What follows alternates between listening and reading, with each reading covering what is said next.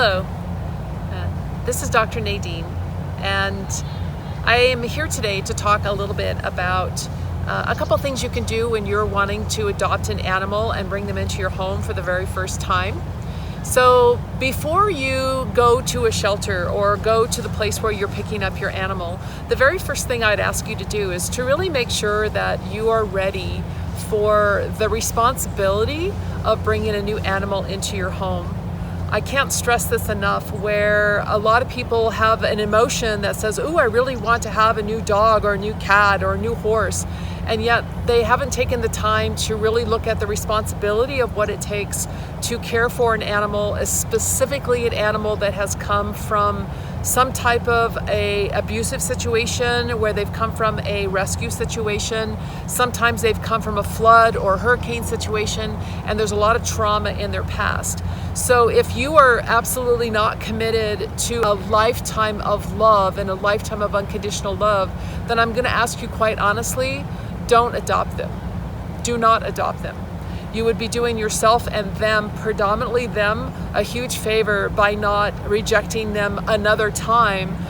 One more time of being abandoned, one more time of being rejected, one more time of them saying, "I wasn't good enough to be in a home." So I'm going to really convey that to you from the deepest part of my heart, is to really make sure that you are emotionally ready, that you are physically ready, and that you have a heart that is so big that no matter what they bring to you, you have the compassion to love them through their pain. So with that said, where I'd like to shift to is, let's say you're bringing in an animal that is to a home that does not have other animals. We'll actually do that in another video. This video is going to really focus on what you do when you're bringing your animal home into a one animal place. So what I'd like to caveat and say is, if you had a previous animal and they died or they're no longer there, is to really be careful about taking all of their toys and all of their blankets, their food dishes, their beds. Get rid of them, take them someplace else, donate them to a shelter, let somebody else start with that scent.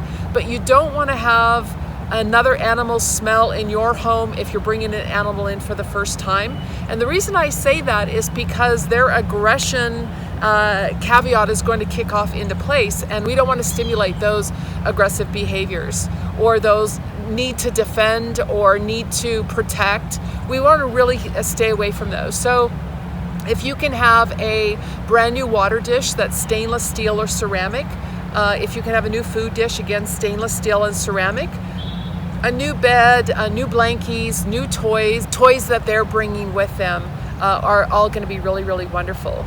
So a couple things I want you to do is to have a blanket or a towel that's going to be for you to have your smell on, and to have a blankie or towel that's going to be for them to have their smell on.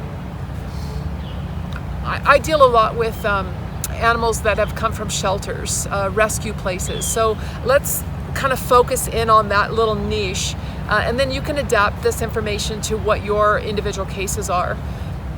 When an animal has been brought to a shelter, they've been captured, they've been taken away from what they know, they're in a place that is terrifying to them, and then they're put into a small container, a small cage, with a lot of other animals that are frantic, they're in terror, and so the fear scent is coming through them loud and clear.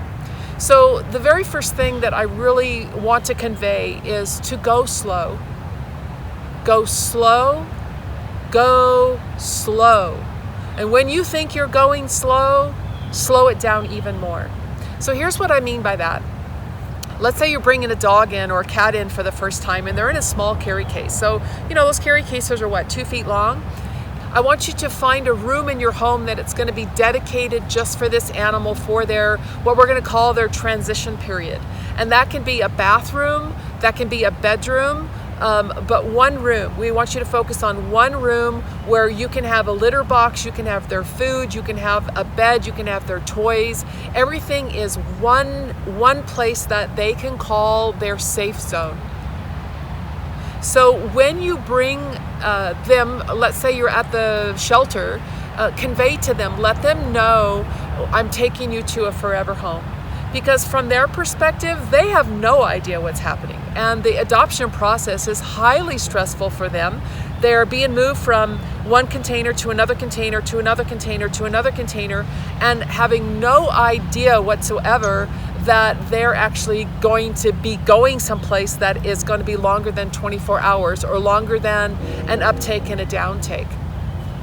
So on this part where we are asking you to go slow, pick one place that you know can be your transition. You can get into it effortlessly, inside and out, for this place of bringing them into their new forever home. When you open up the cage, leave them to be. Let them know that this is your safe zone. You can show them or in the place have food and water there for them, but literally open their container and allow them to come out at their own pace. And that could be an hour, that could be 5 hours, that could be 2 days. Let them come out at their own pace. It has to be their choice. I am ready to take this next step in my own personal growth. And that happens for humans as well, but we're going to focus on the animals right now. I am willing to take this choice for myself. So once your animal's coming in and out, please, again, go slow. Allow them that one room so that they can get used to your smells, your sounds, the sounds of the house, the sounds of the neighborhood, and you coming in and greeting them multiple times. Hi, this is Nadine, and get down at their level so that you're on the ground with them. And don't approach them, allow them to come to you. And you can allow them to come to you with toys. Like with cats, I like to use feathers or little balls. But with dogs, literally just be on the ground with them. The other thing that I find is very helpful is to not have direct eye contact. So right now I'm going to pretend that you're a dog coming at me. I'm going to look down, or I may look to the side and allow you to, kind of sniff. I may turn completely away from you and allow you your freedom as the dog or as the cat for you to approach me. And we want to have that safe place where your animal could come in and just kind of go, You feel that? They're uptight, they're tense, and you're simply giving them an opportunity to just like, thank you. Thank you, thank you. So when your baby has had an opportunity to get to know that one room for a good 2 weeks, where you're bringing them, lovely fresh food, you're bringing them lovely fresh water, take their towel and rub their towel all over them. And then take that scent while they're still in the room, take that scent and rub it on door jambs, rub it on stair railings, rub it on the carpet, rub it on walls, rub it on the furniture. Get their smell in so many different places, in the places where you want to introduce them. The reason we want to do that is because then they don't feel they have to go over and mark the territory. They may mark with their whiskers, but that idea that I have to pee in the corner or poo in the corner to be able to get my scent everywhere will be caveated because you actually took their scent and rubbed it all over their body. And in particular, rub the towel on their anal sac and on the face sac, especially on cats. Rub it on their face, but definitely get it on their the scent sac that's in the anal glands up their bum. Rub that scent there, and then rub that everywhere in the next room you want to introduce them to. Another really wonderful key tip here is for you to take a towel and you rub it all over you. So when you take a shower or a bath, you're rubbing your towel all over you, and then bring that really scented towel or blanket into the room where your new baby is getting used to your smell, and put it on the floor. Allow them to curl up into it if they want to. The more you can get your scent in on them and their scent in on you, you'll allow your transition to go a lot quicker, a lot faster. When you're ready to expand from that one room, again, we're talking one room for about 2 weeks, to allow them again to get used to the smells and the sounds of their new place, is to introduce them to 2 rooms. So you would put them in their carry case or gently bring them into the second room. Same process, close the door, allow them just to be in that room, let them sniff around. You may let them be in that room for maybe 15 minutes and then take them back to their safe zone. So what we're doing is we're bringing a small snippet of time into room number 2, 15 minutes, first visit, 15 minutes, take them back to their safe zone. And then try that multiple times in a day. So maybe 3 or 4 times in the day, you take them to the new room, 15 minutes max, take them back to their safe zone. So what they're getting used to is, you're showing me something brand new, but now you're bringing me back to this place where I feel comfortable, I feel safe, and I can go. Do it with me. Isn't that lovely? That just letting go. It's in the 4th chakra, that I'm safe, I can go back to the things that smell like me, my blankie, my human's blankie that they've put all over themselves. I know these smells, I'm feeling safer in these smells. And then when you're ready, you can then take them into a 3rd space. So maybe you have your bedroom, or the room that they're in, a bathroom, an office. What I really want to impress strongly is what you do not want to do. Please hear this loud and clear. Do not bring your animal into this new home and give them free-for-all. You have a 4-story home. They're coming from a small container, and you literally let them come into 4 stories. They're in complete overwhelm. Complete overwhelm. And what you just did is trigger all their fear from whatever trauma they just came out of. And you, as a human, think you're being really, oh, look, I gave you this wonderful palace that you can be in, and you're freaking them out.